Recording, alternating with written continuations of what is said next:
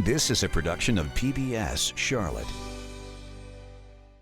This week on Off the Record, Charlotte's police chief orders customer service training for cops. The cops' response: this isn't Starbucks and criminals aren't customers. Also, no mask, no problem, as long as you're outside. More on this week's easing of COVID face covering rules by Governor Cooper. Well, first it was City Hall, now state lawmakers proposing an end to single-family zoning. But would that really change Charlotte neighborhoods? Plus, a possible pay raise for teachers thanks to the new CMS budget plan, an extra seat in Congress for North Carolina thanks to the census, and thousands of new high-tech jobs near Raleigh thanks to a big tax break for Apple. Raleigh, Apple, you're welcome. Lots to talk about next on PBS Charlotte.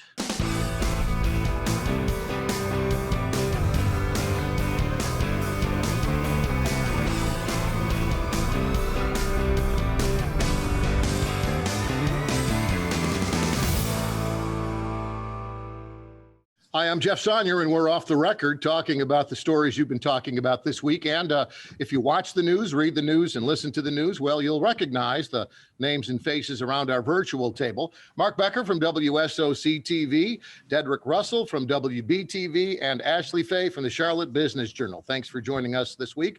You can also join us at home. Just email your questions and comments to offtherecord@WTVI.org. Well, let's start with the police chief and his thoughts on how to build trust, I suppose, in his department and the trust issues that I suppose we're seeing across the country when it comes to police departments. His proposal this week is something that no other police department, I guess, has really done before. Bex, I know you're the regular police reporter on our group here. Bring us up to date on what the chief wants to do and whether or not the police themselves. It is a little bit out of corporate right field, right? I mean, what he's suggesting is something that do even nonprofits do. What we're going to do is hire a consultant, pay him, I believe the number is like $60,000, to come in and basically teach our officers how to be more personable, more friendly, and people have said it's be like the Starbucks kind of approach. Everybody's, or welcome to moves, that kind of. Let's build relations on the front end, and that's all good. I mean, it's positive. Certainly nothing wrong with it, unless you quibble with the $60,000. But that isn't the same thing as the other big term we've heard about is de-escalation, right? We're not talking about light in the midst of a crisis when you have that shoot, don't shoot, that critical life and death decision on the line. And there are some people who say, well, that's all good, but that's not really the point. And the FOP, Fraternal Order of Police, the closest thing we have to a police union here, has come out and said, very vocally, he said, we don't agree with this. Basically, feel-good money could be better spent to improve morale. And I think that's the other question, and the other issue is I'm beginning to hear around the edges that, this isn't all rosy within the police department. I think the FOP said 26 officers have left. Last time I talked to the chief, he was saying, basically, we have as many leaving as we have coming in, if not more. They're treading water, maybe even losing a little ground in that manpower side. So, it's an interesting approach. It's harmless, I guess, on some level, but is it helpful? I don't. Yeah, I guess time will tell, because I guess community leaders are sounding off. I just talked to Robert Dawkins from Action North Carolina, and he says, hey, I'm not mad, at education, because education will be beneficial in the end.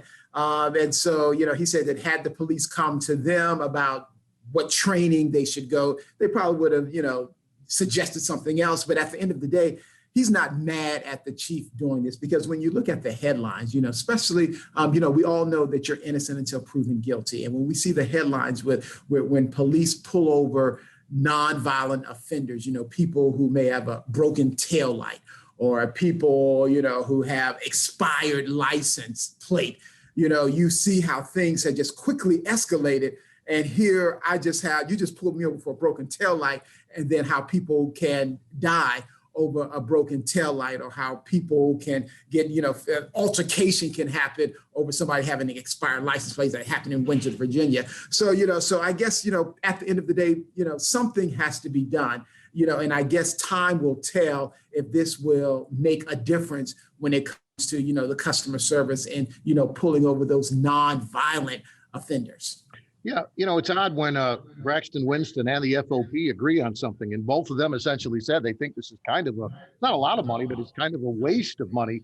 I know we don't have a lot of details about the training itself yet, but according to what the FOP has been told, it's going to be about a 6-hour training session, and they question whether 6 hours of any kind of training really makes a substantial difference when it comes to the day-to-day activities and challenges of being a police officer. Symbolically, you can see where the chief's going with this. But realistically, does a 6-hour training session, from a company that's never done training with police before, really change move the needle or change the dynamics between a public that maybe doesn't entirely trust the officers and the officers who never know if the next suspect is an actual criminal or just your broken taillight guy? Yeah. Go ahead, David. Yeah, I'm just saying this is a very interesting space that we are in, because we've had training before, training on de-escalation. We've had all of this training before, and we're still not getting the job done. The community is still not pleased. So what do they say? If you keep doing the same thing over and over again and expect different results, and they call that insane. So there has been maybe some progress, but then, people are saying that, we've had the training before, so why not we try a different type of training to see if we get different results. And that's why, people are just, tired of people are just talking and just say you're going to do change and then nothing happens. And then, making a statement, making a bold statement, say, hey, we'll do this bold statement to let people know that we're serious and we're, being intentional about making things better between police and community. Yeah, and I'm not going to be the apologist or the PR guy for the police department, but let's step back and put things in perspective. We're hearing about police shootings all over the country. And here in Charlotte at CMPD, there was one police shooting last year, one. And that was a guy who was allegedly robbing a convenience store. The police show up. He took shots at the officers. An officer shot back, hit him in the leg, and he survived, of course. But the fact is, I think my perception is they've done a pretty good job, if not a very good job, of de-escalating situations and not going there. And Lord knows there are a lot of interactions here. It could happen, even as we speak. I mean, it can change in a moment. But I think the police department here, by and large, is continuing to address the major issues. This is something that's sort of a very surface, what else can we do? Well, let's try helping out on this front end. So on some level, we don't have or haven't had since the Dan Queers Franklin case on Beatty's Ford Road a couple of years ago. We haven't had a real controversial issue with this here in Charlotte. And so rather than, and they're continuing to address some of these other things, I believe. But this is something they're just trying to do on top of that. So keep it in perspective here. Yeah, and I think that's good, and that's good that we have statistics to show that things are getting better. But then I guess when you, as a leader, do we rest on our laurels? Do we stop there, or do we keep on going? Because we have a whole community from various sections of Charlotte that we still have to convince that we still are intentional about making sure that things are better and improving the relationship. So, bravo CMPD, but as people would say, keep it going. And as everyone has kind of said, if not this program, then what? Because we know community relations, we know there's that mistrust, we know that it's happening. So I think the chief might be just trying to figure out a way to improve those things and build that trust back in the community. But if not this program, then I'm sure there are other options. But just trying to rebuild that trust, I think, is really the key issue for a lot of people. Yeah, the chief has talked about trust in his police department and all the police departments, and let's acknowledge the context that this whole discussion is taking place. And, we're in the middle of two different situations on two different ends of the spectrum. A shooting in Boone where two deputies were killed and what's described as an ambush as they were just going to check on the well-being of a family at the other end of the shooting in Elizabeth City by police of a suspect that's got protesters in the street again. Two different incidents that show the challenges that police face every day, and the distrust, if you will, that the community has with some of what the police do in dealing with those challenges. Both tragic, both horribly tragic, and at the same time, they point out what's at stake, literally. I mean, life and death, and we're moving along in Charlotte without having had that issue involving CMPD. There was a federal marshals involved in a shooting here recently, but you can't ever forget about it. Those two cases outline, in a nutshell, what police and what the community are up against, and when it comes to those flashpoints, how badly it can end on both sides. Real shame in both cases. But something that we'll be talking about throughout the summer, I suppose, as the police department put together their training plan and start sharing more details about what their officers will be learning from these consultants that are coming in. Good discussion. Let's talk a little bit about the governor's latest change in the rules. Take your masks off, folks, and keep them off if you're outdoors. That is, again, every week we seem to get a little bit closer to what used to be, normal, as now we feel a long way from. But baby steps towards June 1st, and what we all hope is maybe an end to what we've all been living through for the past year plus so far. Yeah, the ruling this week definitely is seen as a precursor to what we expect on June 1st, which will be a lifting of most restrictions except for the indoor mask mandate. To date, the state has administered more than 7 million doses of the vaccine. Nearly 50% of eligible North Carolinians have gotten at least their first dose. Mecklenburg County is tracking a little behind that. About 40% of people have gotten their first dose. But, both Gibby Harris this week, Mandy Cohen, and the governor all said, the main thing right now is just getting those vaccines out, because we know herd immunity is from somewhere around 75% of eligible North Carolinians getting the vaccine. And we still got a ways to go with that. And here in Mecklenburg, we're definitely seeing the supply demand imbalance that we were experiencing earlier in the year reverse, where there's more supply than demand. So it's going to be, especially in the next few weeks before June 1st, how those vaccination rates kind of change, not change, whether we see more of the vaccine hesitancy coming to the forefront as, we're trying to get to that last 25% or so of hopeful herd immunity.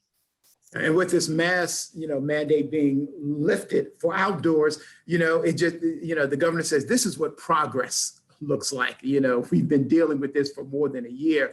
And I guess what is the lesson learned? That, that if we all work together, and, the governor saying that we have to continue to work together so that we can get out of this and be able to return to some sense of normalcy. But I guess, the main thing is progress is being made because, you can have 100, outdoors 200. So that's progress. And then, when June 1st comes, that will be more progress, but they're still trying to push out that, hey, we could do things quicker when we get those numbers up, vaccination numbers up. So yeah, let's keep the progress going, I guess, right? Yeah, I'm not going to toss my mask away anytime soon. And I wonder, in December, how many people will still be wearing masks, even if the numbers, go and there are absolutely no restrictions? It's sort of become a habit, and you're going to sit next to the guy in the plane or the person at the ball game, and you're going to be just wondering a little bit. It's going to take a little while psychologically to get past all this, and maybe that's okay. I haven't had a cold or the flu, since all this started, and I think a lot of it is because we're being more careful, maybe the way we should have been. Now, I'm not all about wearing masks forever. I'm ready to get rid of it too, but I would suspect there will be a lot of people who still, out of an abundance of caution or fear, will still be wearing masks. Yeah, the governor gave us a goal this week. He said once we reach 2/3 vaccination among the population, the first shot, that he feels that's when we are at the point where we can relax and get rid of all mask rules. So if you need another reason to go get your shot, there's one. You know, 2/3 is what are we at? You said we're at about half right now, Ash? About half have gotten at least one Yeah, dose. so we're on our way. How quickly can we get to 2/3, and how quickly can we put those masks away for just a little while? I guess you know, that's the scoreboard we'll be watching over the summer. Yeah. By the way, I was at the Blumenthal this weekend covering the first performance by the symphony in more than a year at Belk Theater. The music was fantastic, obviously, but the best part of that concert was the applause. You forget what that's like for a standing ovation at the end of a concert. You can watch all the concerts you want online.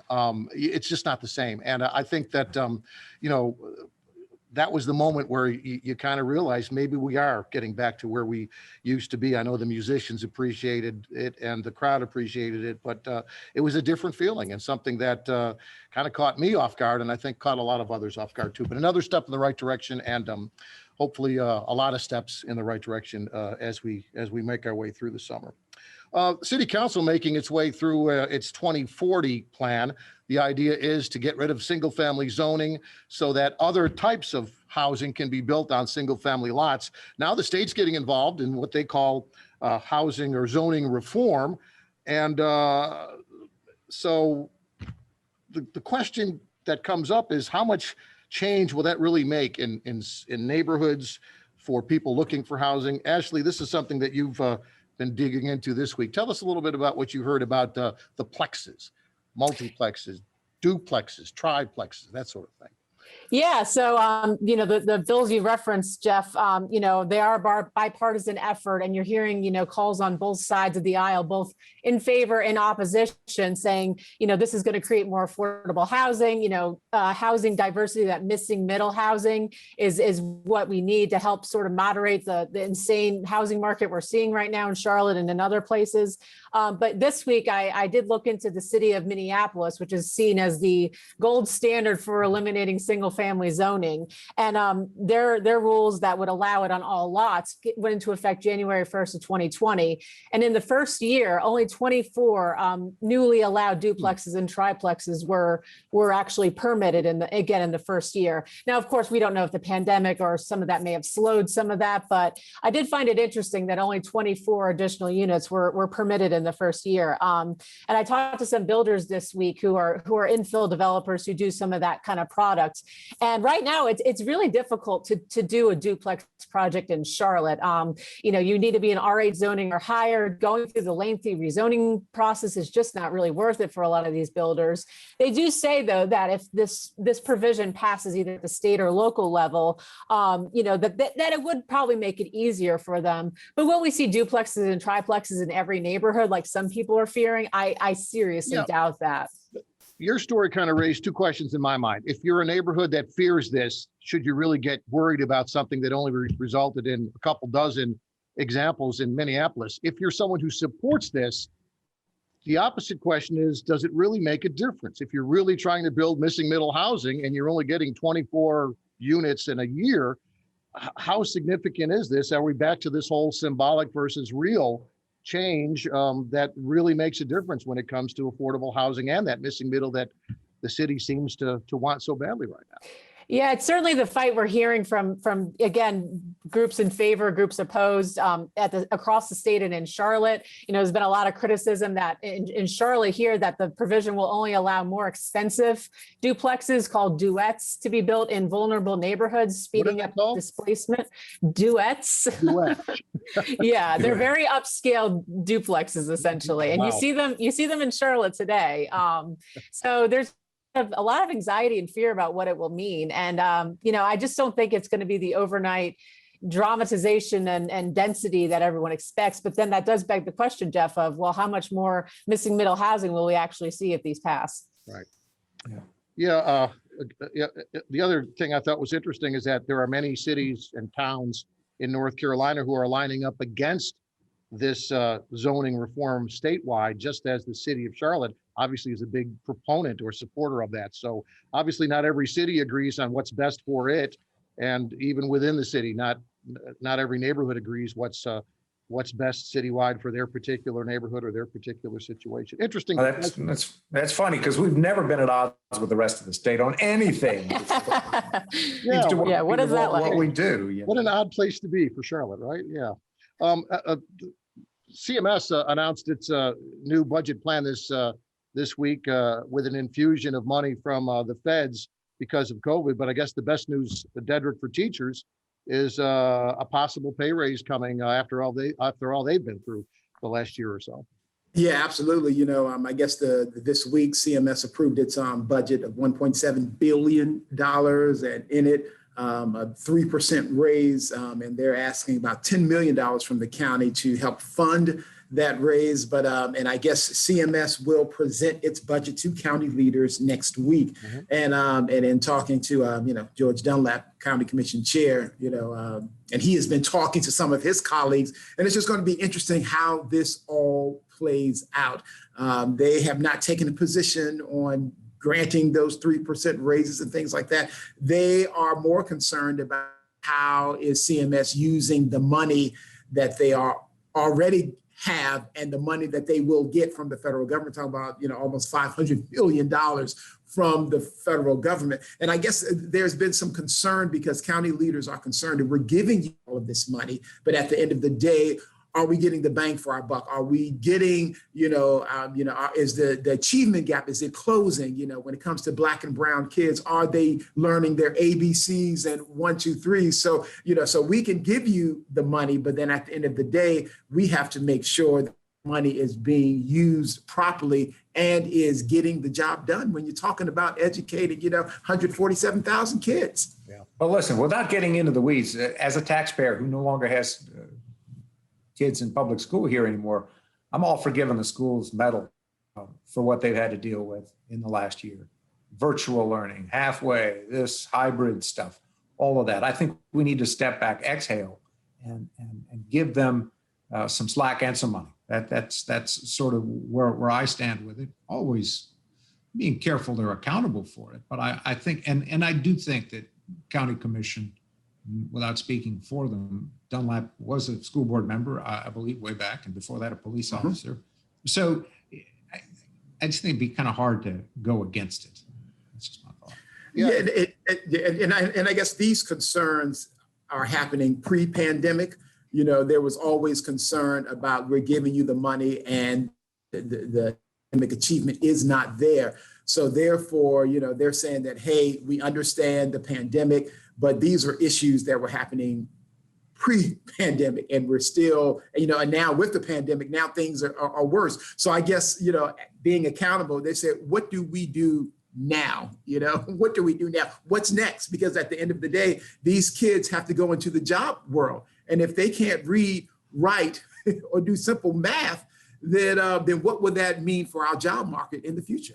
Yeah, when the feds hand you almost $500 million in one-time funding because of the pandemic, it also puts pressure, I suppose, on CMS and other school systems to demonstrate that they can reverse what's been spotlighted during the pandemic, and that is this gap in learning, this fall behind that a lot of schools and a lot of kids have experienced. I guess we're looking for measurables. Can we be sure that this money is well spent and that we can see some results for the kids, when we're all said and done here. So yeah, absolutely. And the teachers I've talked to, they are excited because, as they said, that they've been through a lot this past year. So having that 3% raise would do wonders for them. Yeah. Well, and just building on what I said earlier, I think this year is going to be the real test, this next school year, right?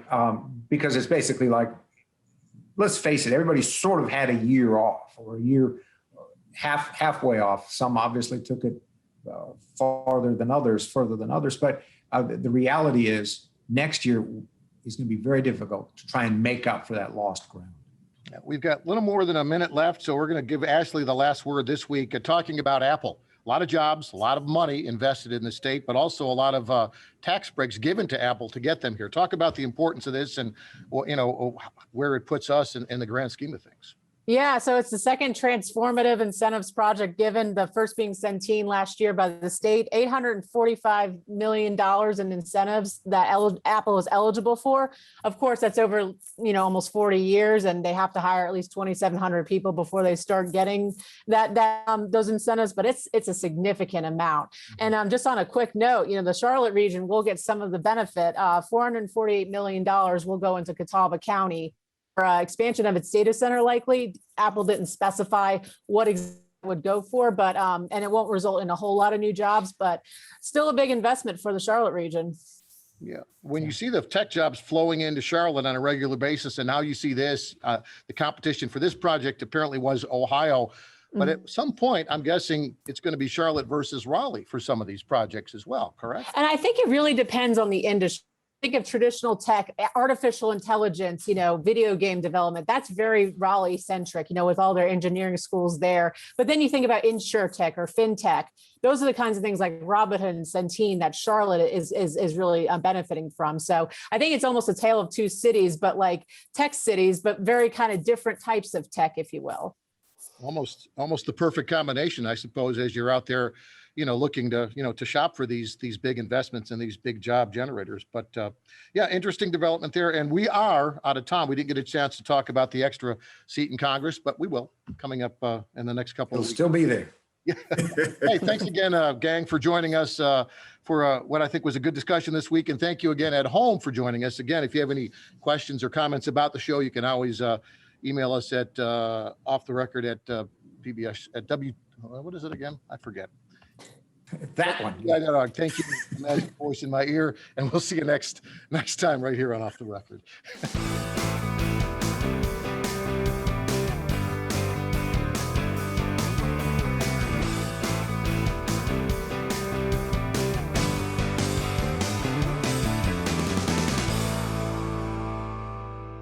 A production of PBS Charlotte.